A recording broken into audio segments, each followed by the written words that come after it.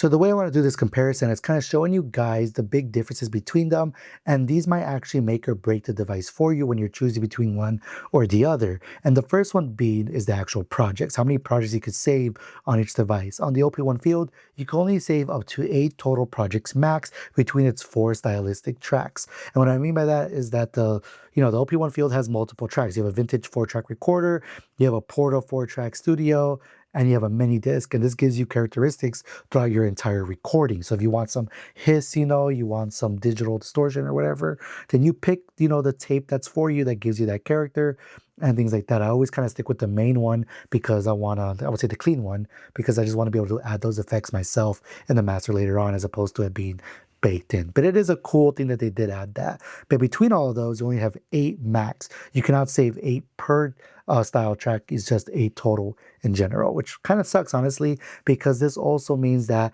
you kind of have to constantly be taking these projects out and then emptying out your OP1 Field if you work a lot with it. Now the OPXY, like I said, it's pretty limiting. I mean, it's pretty unlimited, so you could save as many as you want. And you also have templates, which is really cool, meaning you could save your own templates and the way that your projects open up, which is very nice. The OP1 Field does not have that, which leads me to the next difference here, is that the OPXY could load up every single instrument and sample that you used, as long as it's still in the actual device, into your project. Now, the OP1 Field does not do this. If you were to hop from one tape to another, it will not bring those instruments that you originally used back. You will have whatever you have loaded up in those, the 8 slots that you have here. No matter what, those 8 slots will stay the same throughout all of the tracks, and you would have to either do a mental note or write down what you used, or even save your own sounds in a separate folder per track if you want to be that, I would say, hands-on with it. Now, the OPXY loads up whatever you used before, and that's really great. It makes the OPXY a little easier, in my opinion, a little more friendly to use, because you could, leave a track alone for like a week and come back and have everything saved. So that's kind of nice. So big differences here, I would say, between one and the other. If you're someone who's okay with that, then the OP1 Field's for you. Again, if you're someone who's completely not okay with that, then maybe, consider getting the OPXY instead. So that's it for that. The next big difference, I would say, is going to be, the actual engines and stuff like that, and the way that they work. They're very different from one another. The OPXY, I would say, is a little bit of a cleaner sound compared to the OP1 Field. You have, your E piano there, your bass, your leads, another lead, and your pads and stuff, and you have your samplers as well. But unlike the OP1 Field, everything lies within just that one engine here. So you only have 8 total tracks, which means you only have 8 total instruments that you could use at a time per project. You cannot load up more than that. But you do have a whole other section here. I actually don't know what this is called. I just called it like the aux mode because it has a little aux sign, but this is a whole different page. And it has a completely different set of settings, pretty much. So the first one here is really cool. This is called, what's it called? The brain. And this is like a transposer where you could pretty much completely transpose the key of your actual song. So that's really cool that you could do that. You could transpose the key of your actual sound. And another thing that's really cool here is that you have your performance tools here as well. So if you want to perform your song,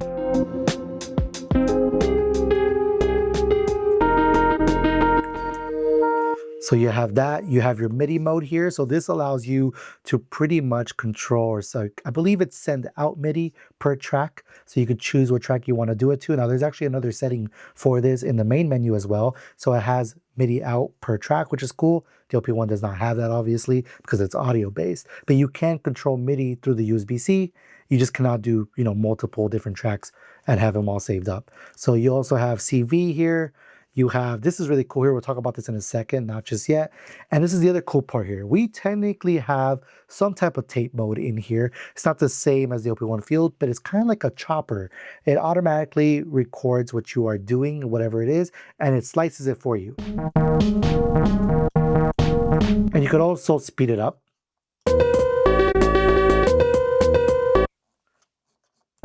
Slow it down. So it's somewhat similar to the tape when it comes to the OP1.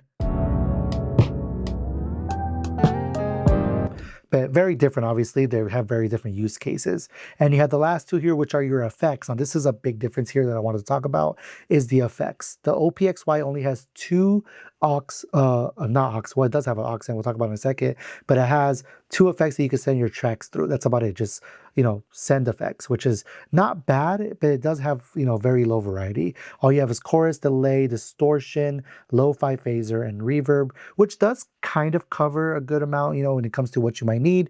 But that's why it has the other feature here that I would say is very big compared to the OP1 Field. It does have an aux send, and that's why the chroma console is here. We'll talk about this in a second and kind of go through that once we discuss the OP1 Field and how this kind of mitigates it compared to that. The OP1 Field has I would say a big long majority of effects. So right here, if you press Shift 3, you go into the effects page. So one of the main popular ones is going to be, the cow. So that's a really popular one. You also have the delay, classic delay here. So we're gonna do feedback high. Let's do input high. So, classic delay. You have phaser, which is cool. And, you have plenty more, obviously. They have a lot more. You have a beautiful reverb. So yeah, there's a lot of cool, actual effects here, which just make it a lot better to sound design with the OP1 Field than the OPXY, because this goes into, per instrument. So you could have a different effect on each instrument, and you could technically have two effects if you are recording into the tape, because the tape has its own effect. So you could technically have two effects running alongside each other when you are recording or when you're mastering or tracking your music out, which is really cool. Now the OPXY cannot do this. You just have the two sends, and that's about it. That's all you have, just two effects. It's not awful, but it's not as good as the OP1 Field, in my opinion, when it comes to sound design, because a lot of these effects do make or break the sound and completely warp the sound. Now, the other big difference here is going to be in sound design, obviously, but the OPXY has two, filters. You have an amp filter, which is pretty much your ADSR here. So kind of similar to the OP1 Field, very similar function. But then if you press the encoder, you have a different filter here. And this is for the actual, the other effects that you have on, not the effects, but you could add a filter on to your actual thing per track, which is really cool. And it does make a difference with sound design. So it does have it beat right there when it comes to sound design. But other than that, I would still say the OP1 Field has a more, I would say it has a more drastic way of manipulating the sound due to the effects that it already has. Now, this is where the OPXY kind of still competes with the OP1 Field, is that you could use an outboard gear like the chroma console here using the aux send. So we're going to kind of showcase how this works. Let's go ahead and pick a sound here. We're going to pick this one right here. And the way that you set this up is that first you will need to select your actual aux send. So when you're here in this page, you could either go to sync, which is for CV and stuff like that. You could go to MIDI, which could act as a TRS MIDI, or audio, which is pretty much what we're trying to do, is use it as audio. And this way it acts as an aux send. Now each track sends out on its own individual, way. So you could go ahead and go into the individual track first. Go into 3 here, press shift, and you could, send the amount that you want. You could either do 50, you could do 30, whatever you want. You could do the full send. That means it's fully wet, and you could leave it there. And that pretty much will send it automatically to here. And you have an aux return. And this is the cool thing about the OPXY. The aux return, I would say, is a huge game changer with outboard gear, any outboard device in general, because this could also play with the OP1 Field. If I was to have the aux send go in here and then returning back, you could also use the effects in the OP1 Field to affect this sound. But this is great for resampling. This is what makes this really cool. So to hear your sound back, you have to go into that second page from there, and you have to go in here. So you could either have your mic, you have a headset, which I don't know what it's for, and you have the actual aux return. You could also do USB audio return, which is cool. But we have, the main input return here. And you could also add the level that you want it to come into. So you do have some control. You can add some drive if you want. We're going to leave the drive alone. And I'm going to leave the mix to 100% 99. So if I was to go ahead and press this dry, that's what it sounds like. Now, if I go ahead and press my actual pedal,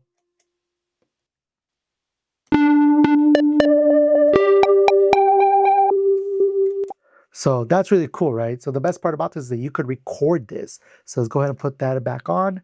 Let's press record and just press the pad.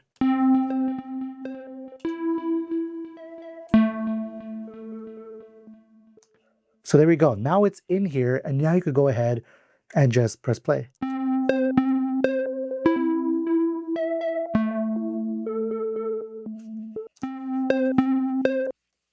So that's really cool. I think that's something that, really beats out the OP1 Field with the way that you're able to use the OPXY with other gears. Just more flexible. You have not only USB MIDI, but, 3.5 or TRS MIDI, and the OP1 Field does not have this. The OP1 Field only has one aux out, or technically just one headphone jack out, and one input. And they cannot do any returns or anything like that. If you were to try this setup, you would get a feedback, obviously. So you would need to mix this with a mixer to be able to do that. And even then, trying to record that into itself is very tricky. I've tried a couple of times and I can never seem to get the routing right, and it just doesn't work the same. So that does kind of suck about it, but it's not like a deal breaker for me.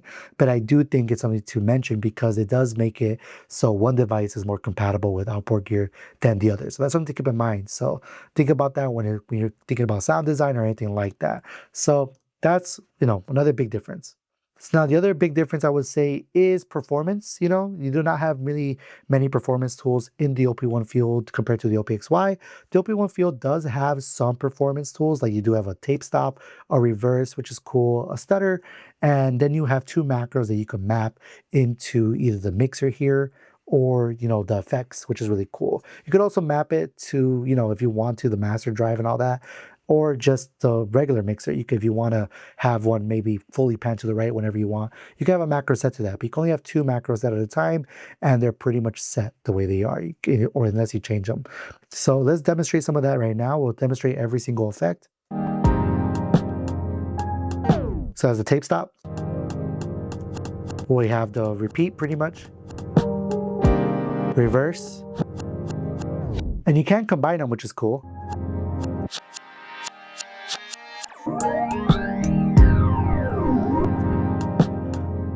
So there's a lot of creative ways that you could actually use that if you're, tracking your music out and you're live performing it. You could also change the speed of the tape, which again is another way that you could perform your music. But other than that, that's about all you have. You can't do much more. The only other thing you could do is set up your track to, manually skip from one section to the other.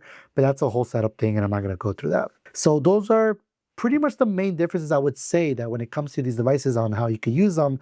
I would say those are the three major ones that kind of do something. Another thing is I would say it's sequencers. Now the OPXY does have sequencers. It does have a little bit more than the OPXY, but they're very experimental. You have Tombola, which kind of acts as, a randomizer almost if you think about it. It's very playful.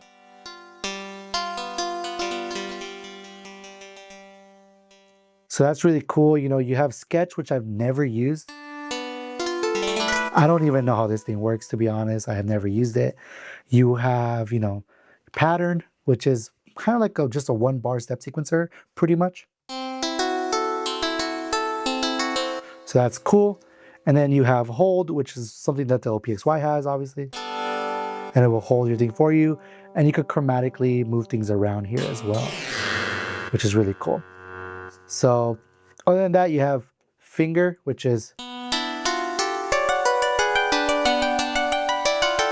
this is cool. It's also really, I would say, confusing to use. You pretty much will set up so one side will play one part and then the right side will set another one or play another part.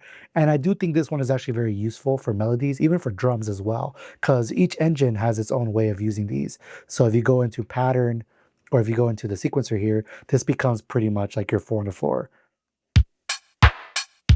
So it is cool that you can use it per engine. Now the OPXY only has a very small amount of sequencers. You just have Arpeggiator, Hold, and Maestro. Now Maestro is something that I really like. I do think Maestro is very useful because this is pretty much a chord mode. Now the OP1 Field kind of has a chord mode, and I'm going to showcase that to you guys, and that's with using the endless sequencer here. But we're going to go ahead and use Maestro first. So the way that Maestro works is that when the top left here is set to 0, it will play all those notes at once. But you could punch in what you want. So let's say I make a chord here. Now that's going to be a whole chord right there.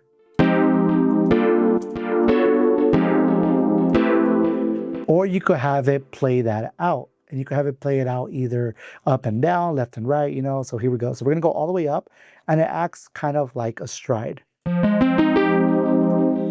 So if you set it to down, you go down, you go up and down.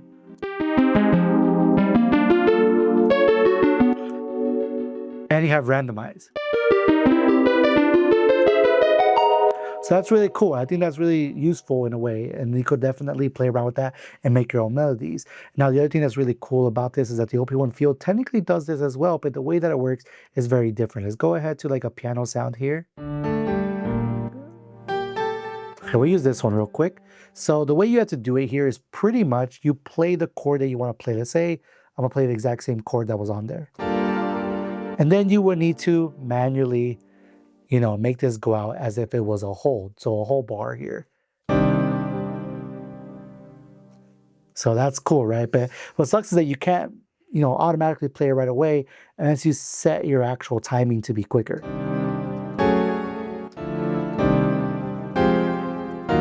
So it's very similar, but it doesn't work exactly the same. But this is a way to actually make chords if you want. You can have one bar be one chord, and you could set your second bar to be another chord by using this here.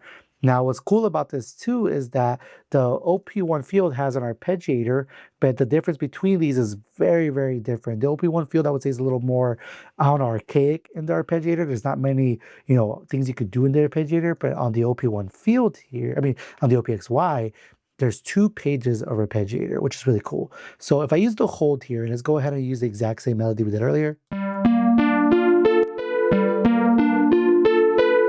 But let's actually change it.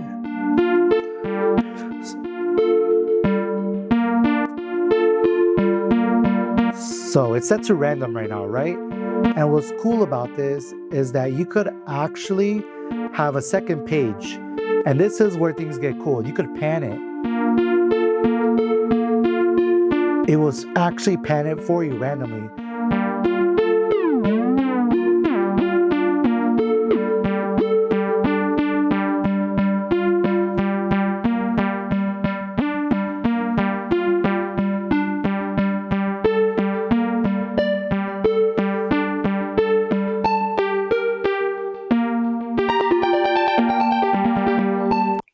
So I would say that's really powerful compared to the OP1 Field, and it's a very standardized way of arpeggiating. It's not bad, it's useful, but it's just, I would say this is a lot more fun, more useful, especially with that panning mode. The way that you're able to stereo kind of pan things out is kind of sick. So the OPXY beats this out when it comes to their arpeggiators, at least for that specific one. But the OP1 Field just has a lot more, I would say, experimental arpeggiators to use from, or sequencers if you want to call them. So pretty cool that it has that. And there's a lot of other ways that you could use that. Obviously, you could get as creative as you want with this. So those are the main differences, guys, in my opinions. Other than that, you have like the way that you sample that is very different. If you want to go through that, the OPXY could sample up to 20 seconds per note using its multi-sampler, which is actually a big thing. Let me talk about that. I didn't really cover that, but the OPXY has a multi-sampler. So let's go ahead and go to the track engine. So you have a multi-sample engine here, meaning that you're able to multi-sample instruments and kind of make it a little more seamless when you're, I would say sampling a synth or something like that. And it's really cool. And it's because you're able to sample, per key longer than you would on the OP1 Field. On the OP1 Field, the synth engine can only sample up to 6 seconds, and the drum engine does 20, similar to the OPXY and its drum engines. So the way that you use, the actual multi-sample is really cool. And I do have an actual, I would say, I have if you want to call it that, it's pretty much a multi-sample pack that I got specifically for stuff like this, which is really cool. So if I go ahead and go to, let's go to Wurlitzer. This is actually EP piano that someone multi-sampled for free and then gave it to us. And it does load a bit, as you can see. It takes a bit to load depending how much data is there, but it is very nice the way it sounds. Oops. Let's go in here. Let's go back to stereo.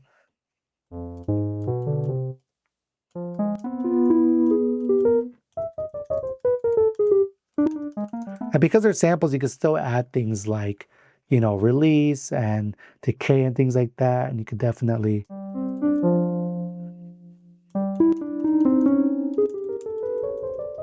If I was to use that or use this engine, oh, we're still in that.